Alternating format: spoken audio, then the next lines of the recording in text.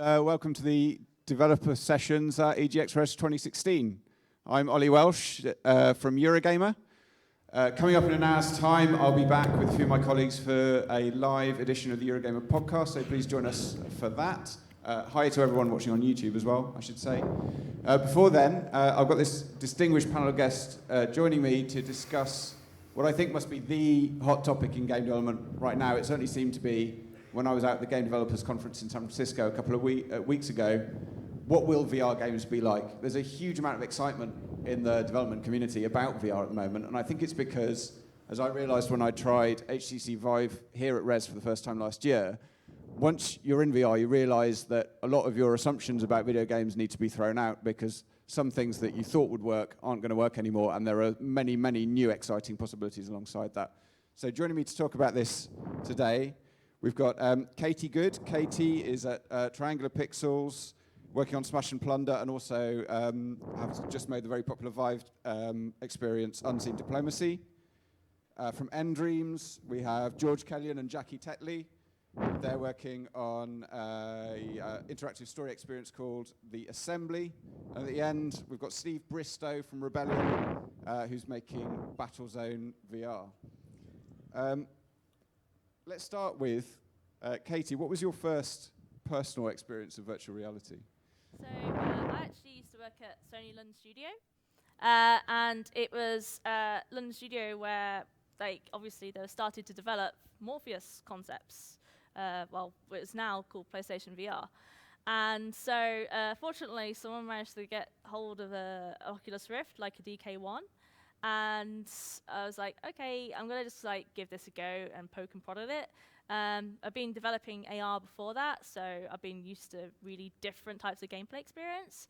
But when I tried VR for the first time, I was running around in, it was Minecraft, like a Minecraft mod. And wow, it was just absolutely mind-blowing. It was entirely something different. And for the very first time, I actually felt like I was inside the game. I wasn't just observing it or just it was just so different. It's really, really hard to explain without basically sounding like a marketing speak person. And George, when you first tried VR, how did it change your thinking about? Oh gosh, I mean, the first time I tried VR was back in the early 90s at the Trocadero, playing stuff on virtuality like Exo-Rex and Dactyl Nightmare, and I suppose the way that it changed my thinking at the time was I thought that by 1994 everyone would have VR headsets in their living room, and there was a future that never really happened. The next time I tried VR was actually the first modern VR demo I tried was skydiving, which is an experience developed at nDreams, and I suppose the way that it affected my thinking was, I guess, it was like, well, this is it. This is finally we're going to be able to see another explosion in new ideas coming to video games. I mean, speaking on a very personal level, as much as I love all the experiences that have come out over the last 20 years, I'd say that the rate of new ideas and new mechanics that we've been able to layer into video games has slowly and gradually become more and more difficult to do because there are so many games out there and it's become much more iterative. Okay, let's add RPG elements to this, or let's add, let's add crafting to that. And now with VR, we really have the opportunity to create entirely new game experiences and a really fresh way of looking at existing genres that anyone with a half imagination can get really excited by. Feels like we've just needed this for a while, in my opinion.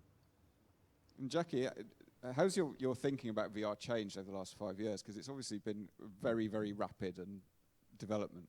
Yeah, so I think I hadn't really had any hands-on experience with VR, until the recent iterations. My experiences with things like, Lawnmower Man, the movie, or the X-Files episode, first-person shooter, where everyone's got VR headsets on and it's kind of crazy. And so I was kind of very much fixed on a first-person environment, a first-person world being the way I wanted to go. I wanted to be transported to another environment, like being on the Star Trek holodeck, being in another world, seeing it through my real eyes, looking around and really experiencing that. And I think now, having been working in VR the last few years, it's amazing how many more ways there are to do things and how that's just kind of like the first go-to in my head. But There's people doing great third-person stuff. It's really fun to kind of play with scale, and things are not to be just like being in another world, real life, straightforward kind of environment. It's, I think, just suddenly thinking, actually, there's so much more than just like I have been teleported to another world that can be done with it, and that people are doing really great stuff with. And Steve, what excited you to get involved in VR development? I think initially the extraordinary toy-like quality of playing those, especially a lot of early demos on the Oculus and so on. Yes, as you say, playing with scale, the capacity to make yourself genuinely feel like a tiny character, or a large character, or whatever it is. Games have tried that in a what I suppose we now have to probably call flat games, i.e. non-VR games. And lots of them have done it quite successfully, but they require that you give your imagination to that window that you're looking at the game through. Whereas it's almost the opposite with VR. You almost have an instinct that it's slightly overwhelmingly powerful. When in Battlezone, for example, we've really kind of gone to town with these like monolithic structures. And initially, people forget to play the game. They're just driving the tank around, just like, whoa, and that's the first time I think I ever felt that genuine sense of awe about the environment that I was in. The first time you see the hoop in Halo, it's a great wow moment, but VR puts you in it. It's you. It's not.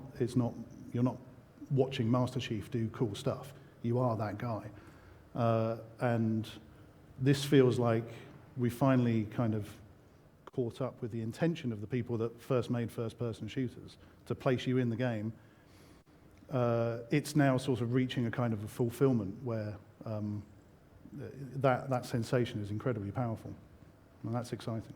So it's a really obviously exciting thing. As you say, it's a really obviously exciting prospect for everyone to enter the game world. But once you actually do that, you come up with quite a lot of problems in terms of design, in terms of how the player is going to interact with the world. I mean, Katie, what were some of the experiments that you've tried in VR that just didn't work? The things you thought that didn't? Yeah, so we actually did like a small jam game called Sandbox, where in that we try and make you feel like a toddler, just by shrinking you down and the entire play space up.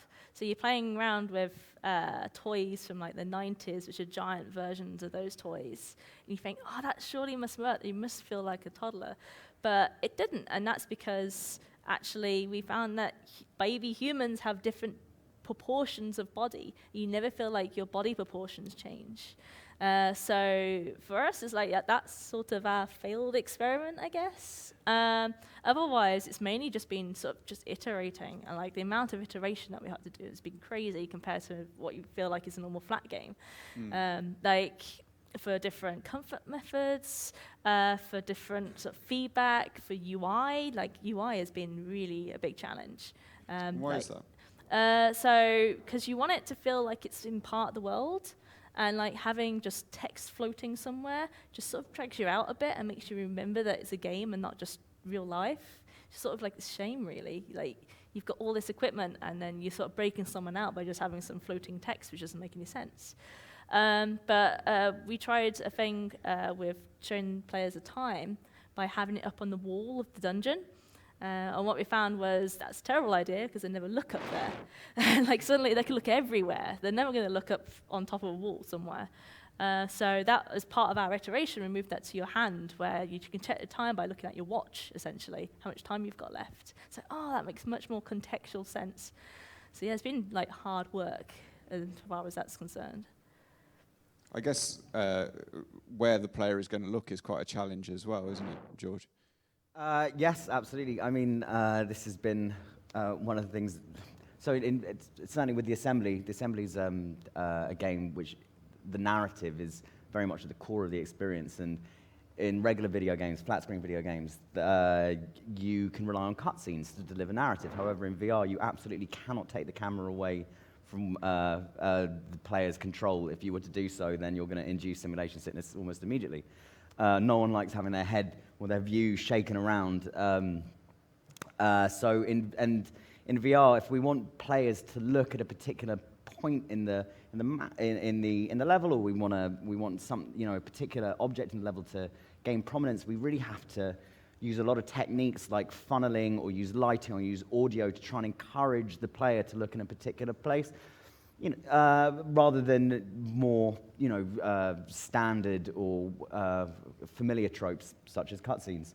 So yes, it's interesting. It's also exciting because these are the kind of, having a new set of problems rather than just the same set of problems in different contexts is kind of what keeps game developers developing games.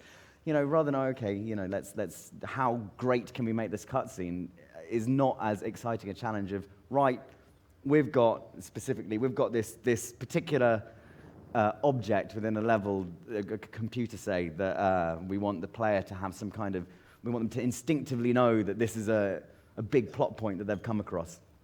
How can we do that without, doing a whole little mini movie about it? And I think we've been successful, although it's part of the game we haven't revealed yet, so I can't talk anymore about it. And Steve, what were some things that you tried and maybe failed at Rebellion when you first got your hands on VR? How long have we got? It's many things. The very first mistake we made was for it's a vehicular combat game. You're in a cockpit. That helps us out with things like heads-up displays and so on, because we have reasonable surfaces to project these things onto. There are bits of cockpit that pop up. But I was very keen to make a kind of an energetic and dynamic combat game.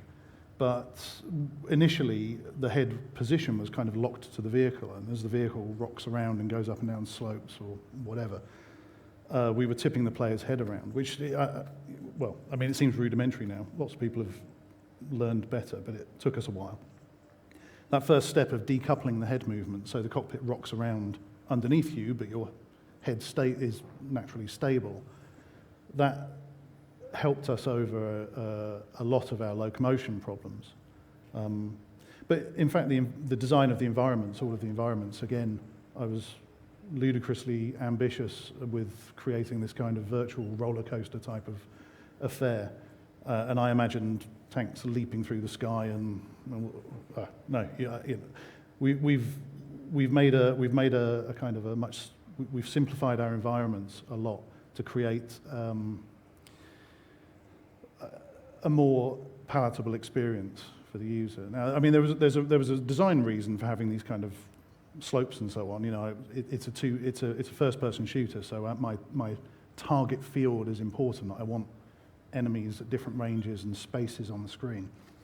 But we've addressed that in other ways, and we've changed the design of the game to compensate by adding flying units and so on, and towers which are sort of high above you, to sort of draw the eye around and to give you interesting targets to shoot at and so on. But it's really easy to hurt somebody's brain in VR, and you have to, you do have to come up with smart solutions to those problems. I guess this to all of you, is there anything that went unexpectedly right? Anything that you put in VR and it instantly was like, oh yes, that works? So what we did with Unseen Diplomacy, that started off again as a jam game. Trust me, you really have to do game jams if you can, because really cool ideas come from them. And we originally called it the Hatton Garden Heist. And you can guess where this is going. Basically, the idea was that you're supposed to infiltrate get the jewels at the end of the Hatton Garden place. And I really wanted to experiment with, like follow the wire type game. Like you've got a little hoop, you try not to electrocute yourself along the wire, but with your head somehow. And somehow I jumped to the conclusion of, you can crawl through ducts. Like physically, like with the Vive, you got this room tracking, so you can physically crawl around. And that just worked. Like all it was there's no code. It was just modeling this shape and me just crawling around on the floor through it. Going, yes, this is so fun, just doing this. And just finding out, it's like, oh yeah, of course this really works, because yeah, like the kit is really awesome at showing you scale and like tight spaces actually feel tight, but also because you're crawling around the floor, you've got the physical feedback of the floor on your arms, and so it's like free force feedback, real world force feedback, which is really awesome and really worked. So yeah, we pretty much just built our entire concept of a game of physicality because of that.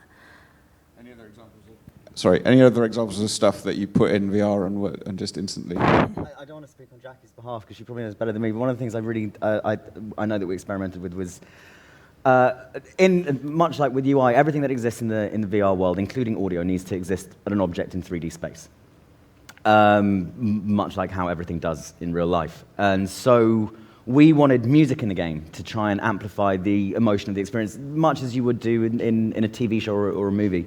And so initially we had all of the music being piped out through iPod players that you would find in and around the environment. And it wasn't as elegant as just having a score, a background score. And all of our thinking up until we tried it was it's not going to work because it's going to feel a bit weird. Like no one walks around their life with a soundtrack going around with them to amplify what they're doing. Turns out it works really well. It works really well. Like just normal, musical scores that you'd find in, as I say, in TV or in other video games, amplify drama fantastically, and they don't need to exist in 3D space. All other audio, though, as far as I'm aware, definitely does need an object to be attached to. I think a lot of people at first with VR were initially caught up with the excitement of thinking all the game genres they like and transposing those into VR and thinking, wouldn't it be great to be The Witcher or the Space Pilot or whatever. But there are quite a lot of problems with bringing traditional game styles across into VR, aren't there? I'd say like definitely because like for example, I was playing a game where you're on the back of a dragon and you're flying around in VR, and it was amazing, but whoa, did I feel really bad afterwards. And part of that is because locomotion's a really hard problem in VR without making people feel off. And so some games just won't work when the fun and enjoyment of the game comes from that locomotion. For example, flying on a bird or something like that, you go, oh, that'd be amazing, and actually it'd be really bad. And you have to do a lot of work to try and make it comfortable for some people. Still won't be comfortable for everybody. I think as well, movement, touching on the movement side of things, it's kind of, the assembly is a first-person game where you're freely moving around the environment.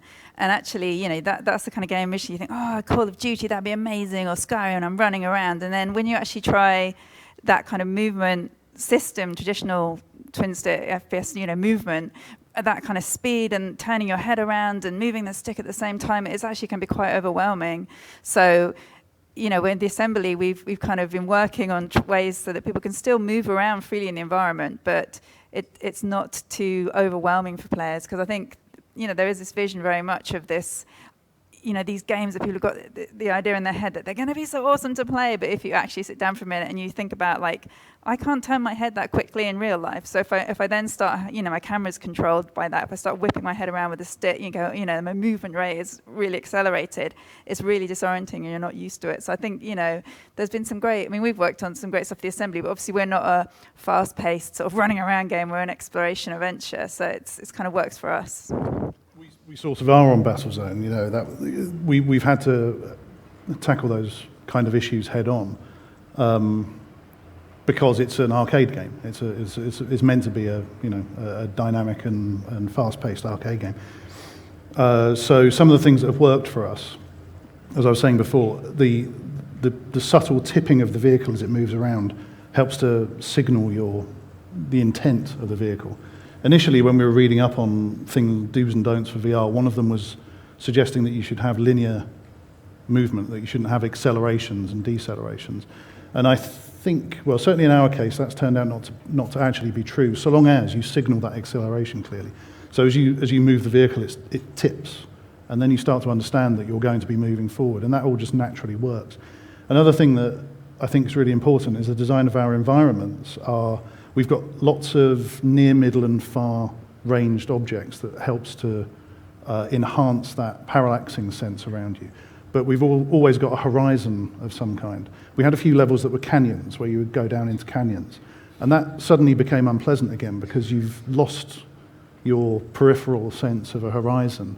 And that simulation sickness started to come back again. And another thing that you'll see in Battlezone is we've got little motes of little glowing motes in the air all around you, wherever you are in the levels, which shift as you shift. And it all combined, it sort of starts to work to set your mind at ease about the fact that you're moving around laterally. And more to the point, that sensation you get when you're sliding one way and looking another, which is a trigger for a lot of people's motion sickness. We want to get close to that sickness with Battlezone. You know, we want players going, whoa, you know, and feeling that sort of thrill ride sensation. And I think certainly from the feedback we've had from the demos we've done, and nearly everybody who's played the game, I think we've got pretty close to nailing that. But it's taken up the bulk of our kind of experimental time. I mean, you know, we're fully in production now, but I'd be lying if I said that there weren't still elements of prototyping going on in our process. But if you ask me, it's just a testament to how far we, as people who are working in VR, have come in the last 12 months alone. You know, talking about Locomotion in 3D virtual space, you know, this time last year, or a little bit earlier than this time last year, that was considered still by some to be a relatively intractable problem, if I'm pronouncing the word correctly. Whereas now, a year later, there are lots of different solutions being come up. And because we're still in the stage where the only people who are really playing VR games a lot of the time are either developers or journalists, there aren't consumer headsets out in the wild, everything is still very much discovery and the first time you're trying to do things. As soon as we've got a range of games released, we can look to other people's ideas and iterate, and you get these common standards of practice that will occur. For example, how in current flat screen gaming, you've got first-person shooters all gravitating towards either the Halo or the COD system.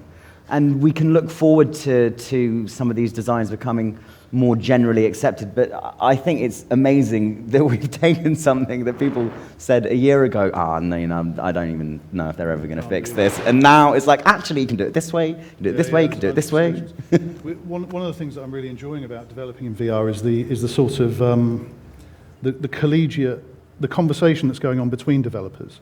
You know, we're all in this undiscovered country, and we're all faced with a rule book that hasn't been written yet. And it's been fantastic to get feedback from other developers. Ordinarily, we're quite secretive and buttoned up about what we're doing. But we're all trying to screw the last gram of gameplay out of a well-understood system, so it tends to be like that. The community around VR development has been fantastic. I mean, we've had quite a lot of contact with Sony. They've been very forthcoming and extremely helpful in our development process, from a technical standpoint as well as from a, you know, we've tried this on 1,000 people and 700 of them didn't like it and 300 did, and you know, these bits of information have been invaluable. But yeah, mostly just the way developers are talking to each other about this stuff is great fun. I want to take some questions from the floor in a second, but I think before we do that, we should try and answer the question we posed at the start, or something a bit like it.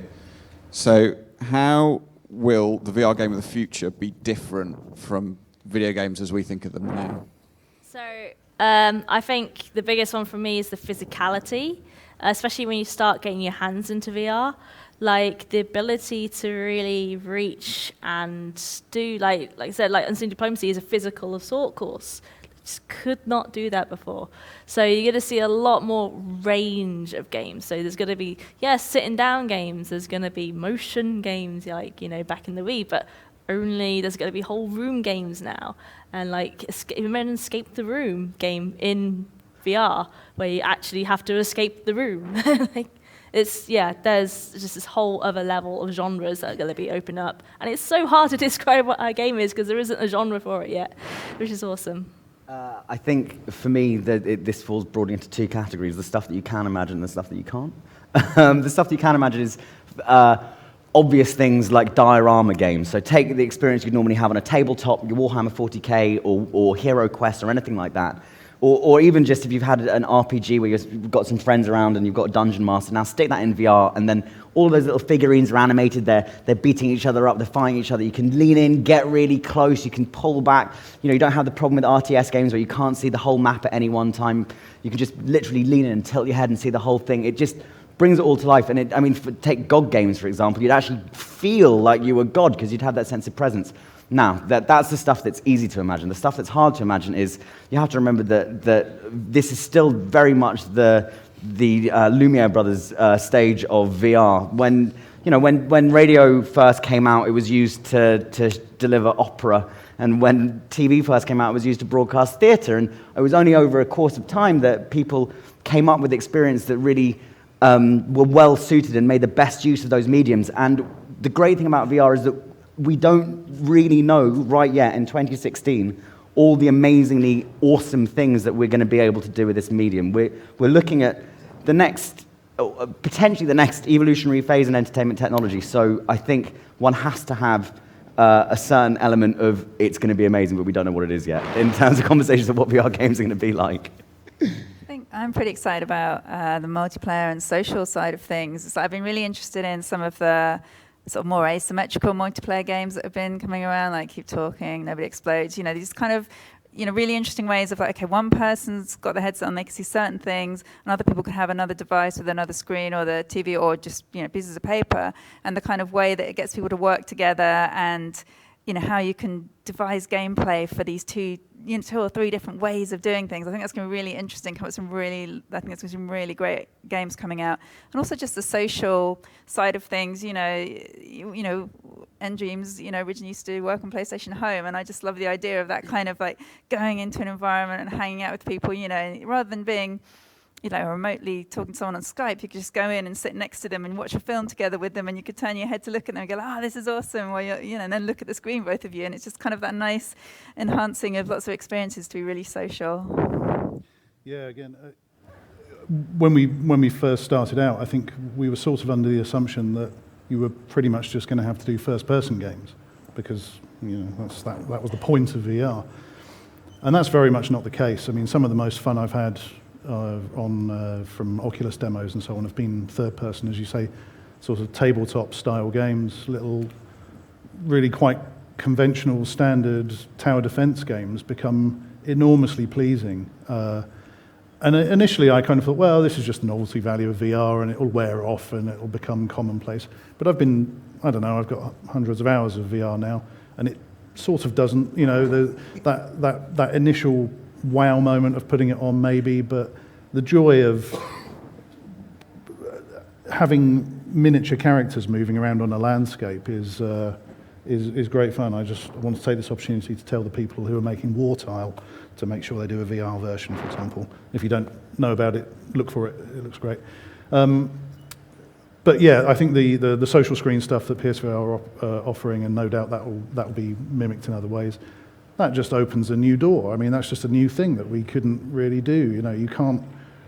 You couldn't previously play a multiplayer game where one of you was blindfolded not one that's pleasant for everybody in the room anyway.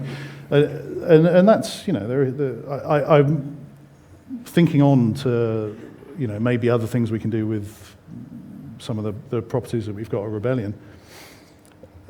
The combination of top-down strategy, I know what you're going to say. The combination of sort of a first person playing against humans who are controlling a game in a kind of a top-down strategic type of way just sounds great fun to me. And the things that the VR player does and doesn't know about what's going on in the world around them. The Playroom VR demo demonstrates just the tip of the iceberg there. I think there's going to be a whole new explosion of social VR games, and honestly, I think that was probably something that most people were, apart from you who invented it, most people probably thought was a problem with VR, was that it wouldn't be particularly social, that you would be isolating yourself when you play it. Far from it, I think quite the contrary, in fact. So that's very exciting from a designer's point of view. Okay, I'd like to take some questions from the floor. Oh, one more. I think my favourite quote about this was John Riccatello, who's ex-EA, now Unity, described VR as being the staggering orgasm of the new, which is it's a hell of a quote. But it's true. I mean, he's right. It's great. It's like a Precambrian explosion of ideas. All right, we've got a mic out in the center aisle, so if you've got a question, just come and line up behind the mic.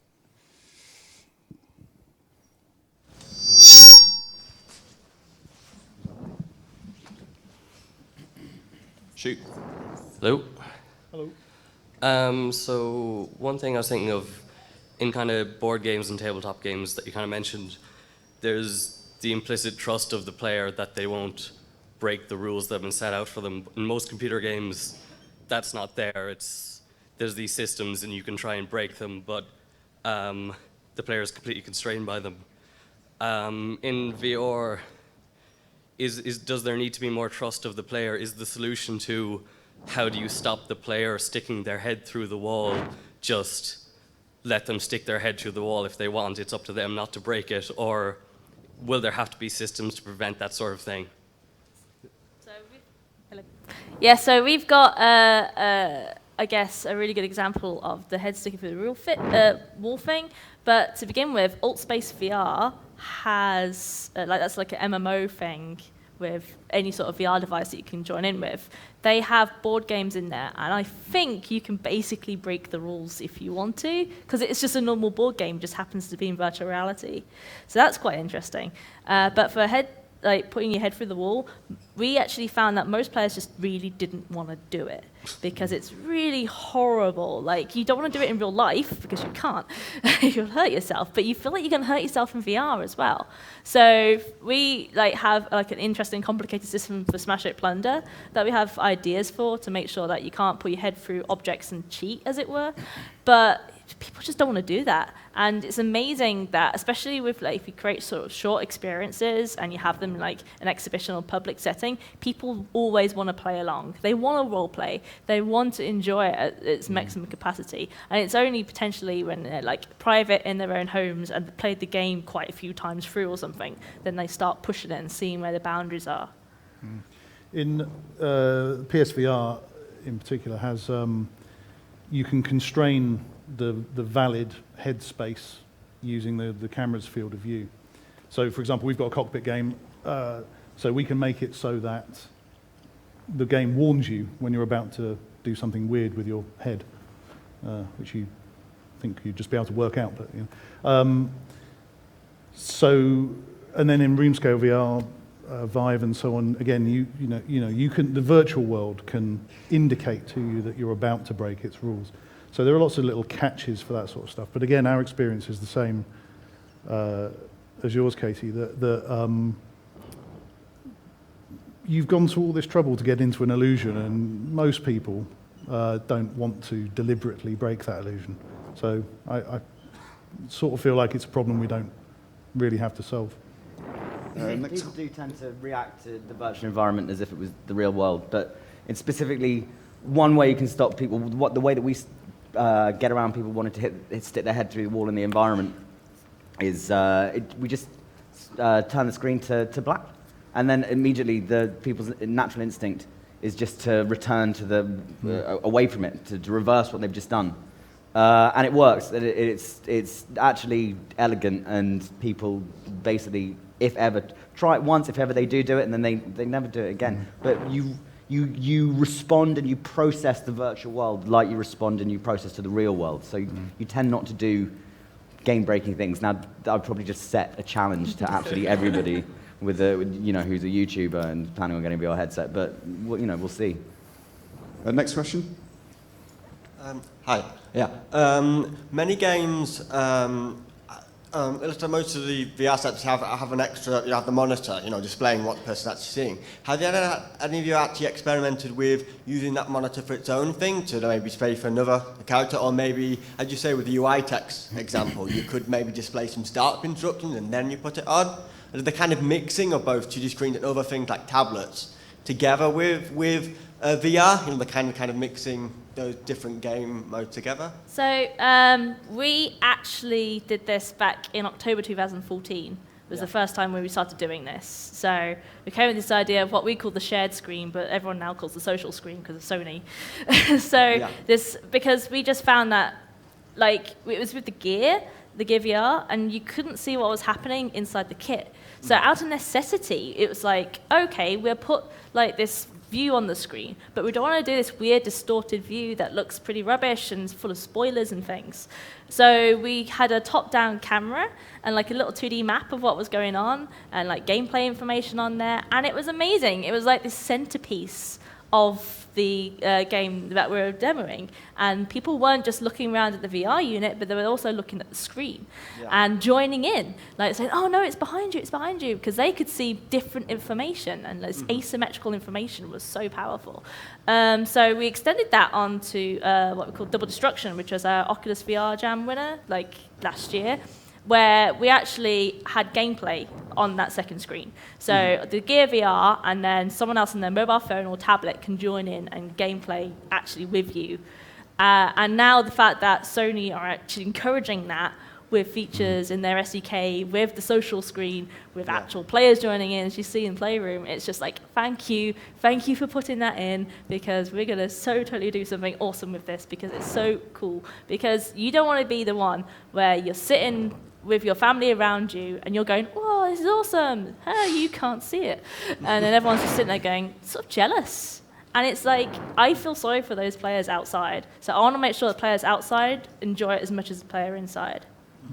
I think as well, I like thinking, you know, about designs involving kind of an online, offline thing for you just as a single player almost. So, you know, like maybe you don't want to wear your mobile VR headset on the train, but you still want to make some progress in the game that you're playing. So games which will have a sort of, you know, an element that you can play with the headset and an element that you can then play offline, non-headset.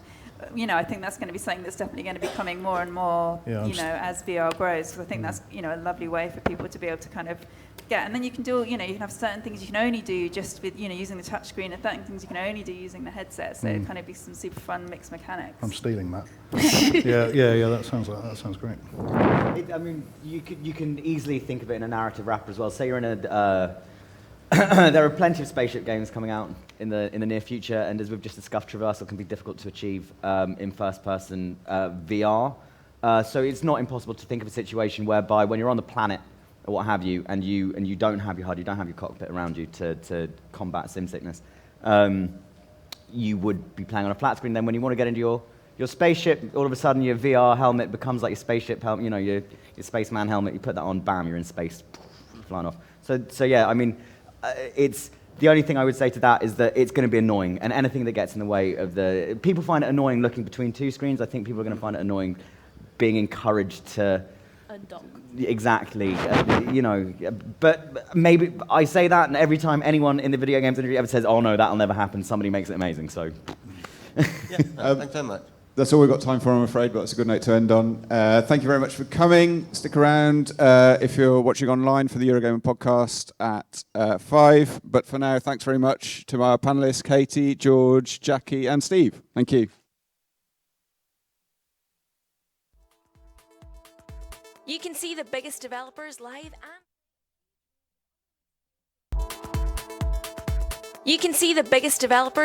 and play a huge range of unreleased games at EGX 2016 in Birmingham from the 22nd to the 25th of September. The UK's biggest games event is going even bigger this year, with more space and more screens to make it our best ever. Play this year's hits first, see developers live, and check out the spectacular cosplay stage, gigantic retro selection, plus sessions and talks on getting into the games industry.